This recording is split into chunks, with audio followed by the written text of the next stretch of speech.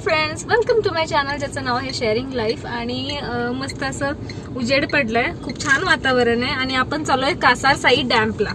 So आता तिकडे गेल्यावर मी तुम्हाला दाखवेनच की कसं कसं तिथे वातावरण आहे, काय काय आहे, बोटिंग आहे की नाही. मला पण एक्झॅक्टली काय आयडिया नाहीये.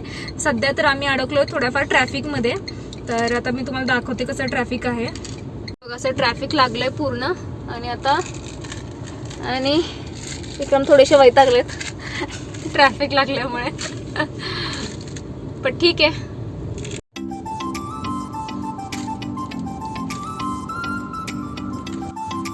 आणि फ्रेंड्स, इथे मग ट्रॅफिक कमी झाल्यानंतर आम्ही कासारसाई डॅम्पला रोडच्या दिशेने पुढे जायला निघालो. आणि तेच इथे वातावरण तुम्ही बघू शकता व्हिडिओमध्ये की किती छान आहे. खरं तर मी संध्याकाळी 5 वाजता निघाले होते, पण तुम्ही जर प्लॅन करत असाल तर थोडं लवकर घरातून निघा, म्हणजे 4 वाजता, तर तुम्हाला तिकडे जास्त टाईम स्पेंड करायला मिळेल. आणि इथे त्यानंतर मग ती प्लेस जवळ आली होती आणि थोडा हलका हलका पाऊस पण स्टार्ट झाला होता आणि खूपच छान वातावरण होतं. आणि इथे तुम्ही बघू शकता की आम्ही पोचलेलो आहोत कासारसाई डॅम्पला.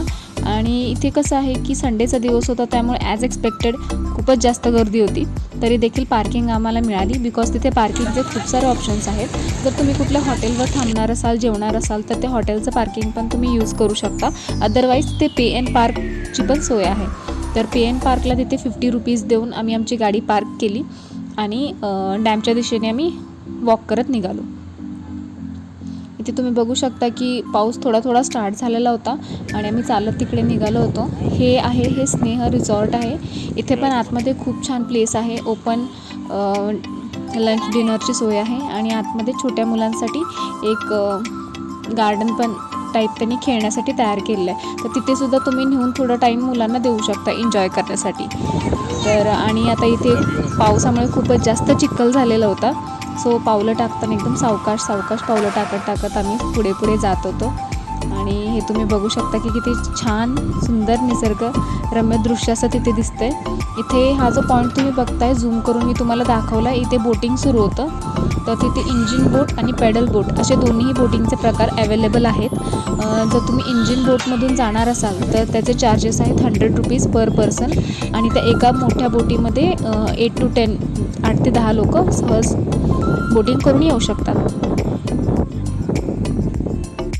हॅलो फ्रेंड्स, तर आपण पोचलेलो आहोत कासारसाई डॅम्पला आणि संडेचा दिवस आहे. खूपच छान हिरवळ आहे इकडे, एकदम मस्त. खूप सारे लोक आले आहेत फॅमिलीसोबत आणि सगळे एन्जॉय करताना दिसत आहेत. खूप छान प्लेस आहे. आणि आता मी तुम्हाला इथं लेकच्या जवळ आली आणि मी तुम्हाला जवळ जाऊन दाखवेन आता इथे काय काय. चला माझ्यासोबत.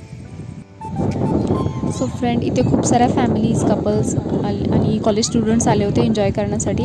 वन डे पिकनिक स्पॉट म्हणून हा खूपच छान स्पॉट आहे पुण्याच्या जवळ. आणि इथे सहज तुम्ही येऊन छान टाईम स्पेंड करू शकता. इथे खाण्यापिण्याची भरपूर सोय आहे. आता बरेच हॉटेल्स स्टॉल्स ओपन झालेले आहेत, सो खाण्यापिण्याचा काहीच प्रॉब्लेम नाही आहे. आणि इथे माझी वेदूची थोडी मस्ती चालू होती, सो ती वेदूच्या बाबांनी शूट केली आहे. आणि इथे खूप सारे छोटे छोटे डक्स होते तलावामध्ये, ते पण मी शूट केलं आहे तुम्हाला दाखवण्यासाठी. तर खूपच मनमोहक हे दृश्य दिसत होतं.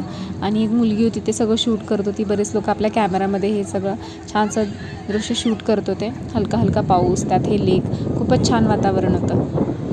आता पाऊस पडतो आहे आणि भजी आणि चहाने असं होईल का? सो त्यानंतर लगेचच मी तिथे पाऊस स्टार्ट झाला, सो मस्तपैकी भजीवरती ताव मारला आणि सोबत चहा पण घेतला.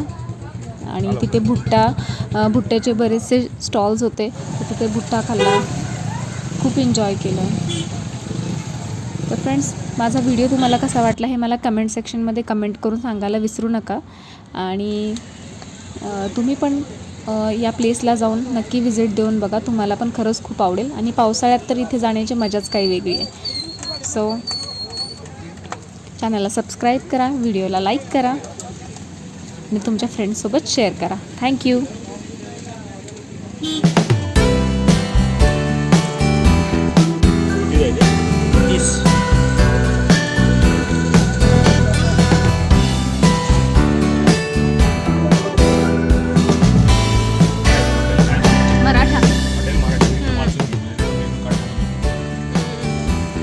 गाडी